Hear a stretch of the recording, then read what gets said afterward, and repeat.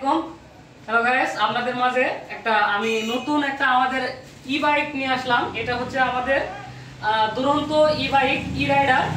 দেখেন, এটাতে আমরা সাধারণত আগে প্রথমে সাইকেলটা বোঝাই। দেখেন সাইকেলটা দেখায়। সাইকেলটা হচ্ছে কিন্তু যে বডিটা দেখতে পারতেছেন সাইকেলের, সাধারণত এই সাইকেলটার বডি কিন্তু হচ্ছে আপনার অ্যালুমিনিয়াম বডি, আর ফিনিশিংটা হচ্ছে ম্যাট ফিনিশিং। কালারটা হচ্ছে ব্ল্যাক এন্ড রেড করছে, কালারটা দেখতে পারতেছেন স্ক্রিনে। ব্ল্যাক আর হালকা রেড দিছে। পুরো সাইকেল ব্ল্যাক সাইকেল, অনেকের কিন্তু পছন্দ ব্ল্যাক সাইকেলগুলো। আর এটা কিন্তু সাইকেলটা পুরোটাই ব্ল্যাক। আর এটাতে দেখেন, এটা আমাদের সাধারণত ই বাইক। এই বাইকটা হচ্ছে ই বাইক আমাদের। এটাতে আপনারা অনেকে কমেন্ট করেন, ভাই আপনাদের ই বাইক আছে কিনা। ই বাইকের জন্য আমরা বিশেষ করে এই নতুন একটা ভিডিও নিয়ে আসলাম। এটাতে দেখতে পারবেন, এটাতে মূলত এদিকে একটু দেখাই।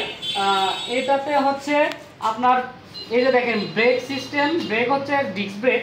আর এটা এই যে পিকআপ, এটা হচ্ছে পিকআপ এর পাশে এই যে দেখেন, আমি পিকআপটা হালকা পিকআপ দিই। যে এই যে দেখেন স্পিড, দেখেন এটাতে স্পিড অনেক স্পিড। এটাতে মাইলেজ উঠবে হচ্ছে স্পিড উঠবে হচ্ছে 25 স্পিড উঠবে। এখানে দেখেন 16.2 দেখাইতেছে। আমি অল্প একটু চাপছিলাম যার কারণে। এটা হচ্ছে 25 স্পিড উঠবে।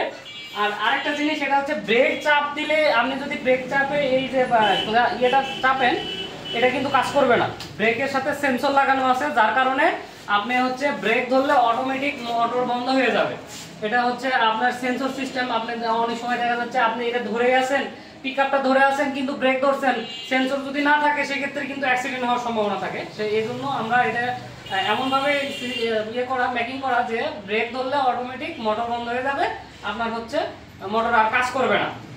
আবার এখানে দেখেন সামনে সাসপেনশন, অনেক সুন্দর একটা সাসপেনশন ইউজ করা হয়েছে।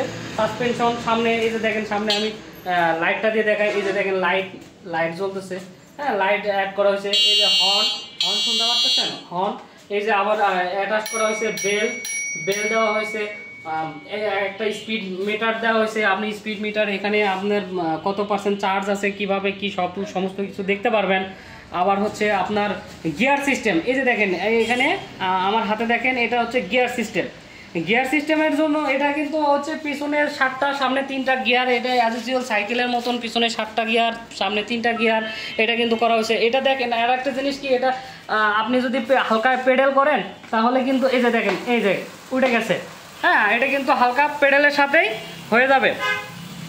আবার হচ্ছে এই যে ব্যাটারিটা দেখেন, এই ব্যাটারিটা হচ্ছে এই যে চাবি আছে, এর সাথে চাবি দেওয়া আছে। এই চাবিটা দিয়ে আপনি হচ্ছে এই ব্যাটারিটা খুলে নিতে পারবেন, খুলে বাসায় নিয়ে রুমে নিয়ে চার্জ দিতে পারবেন।